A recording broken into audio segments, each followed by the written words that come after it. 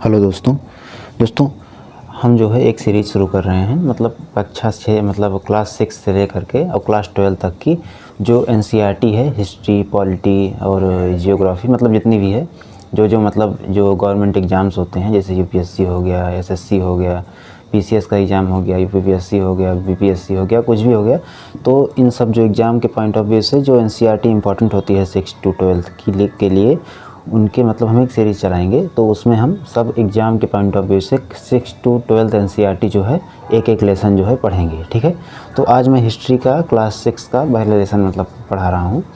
तो इसमें वही टॉपिक आपको पढ़ाऊँगा जो एग्ज़ाम के पॉइंट ऑफ व्यू से, गवर्नमेंट एग्ज़ाम के मतलब पॉइंट ऑफ व्यू से इम्पॉर्टेंट है। ठीक है, तो चलिए पहले हम शुरू करते हैं। तो जो अध्याय है क्या, कब और कहाँ और कैसे, ठीक है, यह अध्याय हमें मतलब यह सिखाता है कि इतिहास क्या है और हम अतीत को कैसे जानते हैं। ठीक है ना, इसका मेन जो टॉपिक मतलब पर्पज़ है यही है। ठीक है, उसके बाद इसमें पहला जो एक क्वेश्चन है, इतिहास क्या है।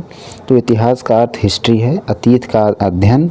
इतिहास से हमें पता चलता है, ठीक है ना, पहले लोग कैसे रहते थे, क्या खाते पीते थे, कैसे कपड़े पहनते थे, किन देवी देवताओं की पूजा करते थे, कैसे राज्य बनते और बदलते थे। ठीक है, तो यही सब जो है हिस्ट्री के अंतर्गत आता है। ठीक है, उसके बाद लोग कहाँ रहते थे, पहला क्वेश्चन। तो प्राचीन लोग अधिकतर नदियों के किनारे बसते थे क्योंकि पानी की सुविधा थी। ठीक है ना, खेती के लिए उपजाऊ भूमि मिलती थी, यात्रा और व्यापार आसान था। महत्वपूर्ण नदियाँ सिंधु, गंगा, नर्मदा, सोन। उत्तर पश्चिम में सुलेमान और किरथर पहाड़ियों के आसपास प्रारंभिक कृषि के प्रमाण मिलते हैं। ठीक है ना, तो नदियों किनारे पहले के जो लोग थे वो ज़्यादा रहना मतलब प्रेफर करते थे।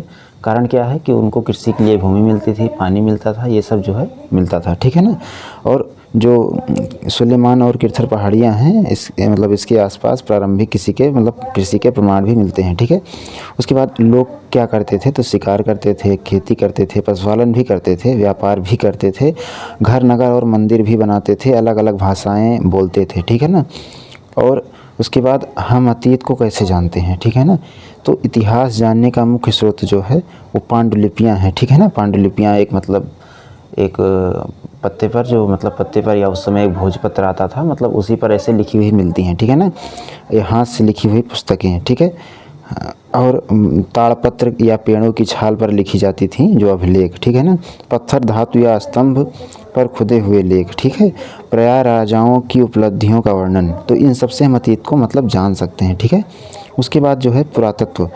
ठीक है ना, जो विद्वान पुरानी वस्तुओं का मतलब अध्ययन करते हैं, पुरातत्वविद उनको हम कहते हैं। ठीक है, वे जिन वस्तुओं का अध्ययन करते हैं वे कहलाती हैं पुरावशेष। ठीक है, औजार, बर्तन, हथियार, सिक्के, भवनों के अवशेष। ठीक है ना, ये सब इसमें आते हैं। ठीक है, उसके बाद हैं तिथियां और काल। ठीक है,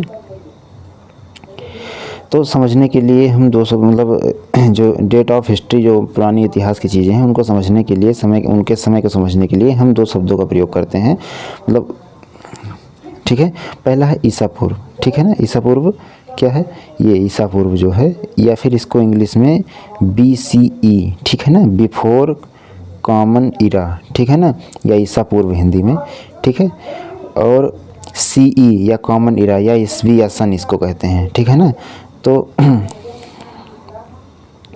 इन्हीं 2 शब्दों से हम पुरानी चीज़ों को मतलब समय को मतलब बताते हैं। ठीक है, उसके बाद जो है भारत नाम की उत्पत्ति। ठीक है, हमारा देश, प्यारा देश जो भारत है, उसके नाम की उत्पत्ति कहाँ से हुई। सिंधु नदी के पार रहने वाले लोगों को यूनानियों ने इंडोस कहा, इसी से इंडिया नाम पड़ा। प्राचीन ग्रंथों में देश को भारत भी कहा गया है, हमारे देश को, प्यारे देश को भारत भी कहा गया है। और इंडिया नाम जो है यूनानियों ने मतलब इंडोस कहा था, तो धीरे धीरे हमारा नाम इंडिया भी हो गया, हमारे देश का नाम। ठीक है ना, उसके बाद जो है परीक्षा के लिए जो आपको मेन बिंदु क्या है इसमें, इतिहास मतलब अतीत का अध्ययन। ठीक है, पांडुलिपियाँ हाथ से लिखी पुस्तक होती हैं। अभिलेख पत्थर या धातु पर खुदा एक लेख होता है। पुरातत्वविद पुरावशेषों का अध्ययन करते हैं। BCE और CE तिथियों के लिए प्रयोग करते हैं। ठीक है, प्रारंभिक बस्तियां नदियों के किनारे बसी थीं, ये मेन पॉइंट है। ठीक है, तो ये आपका जो क्लास 6 हिस्ट्री का जो पहला चैप्टर है, ठीक है, एनसीईआरटी का, वो मतलब मेन टॉपिक इसका यही था, इतना ही था। तो कल हम चैप्टर 2 के बारे में मतलब वीडियो अपलोड करेंगे। ठीक है, चैप्टर 2 हिस्ट्री एनसीईआरटी।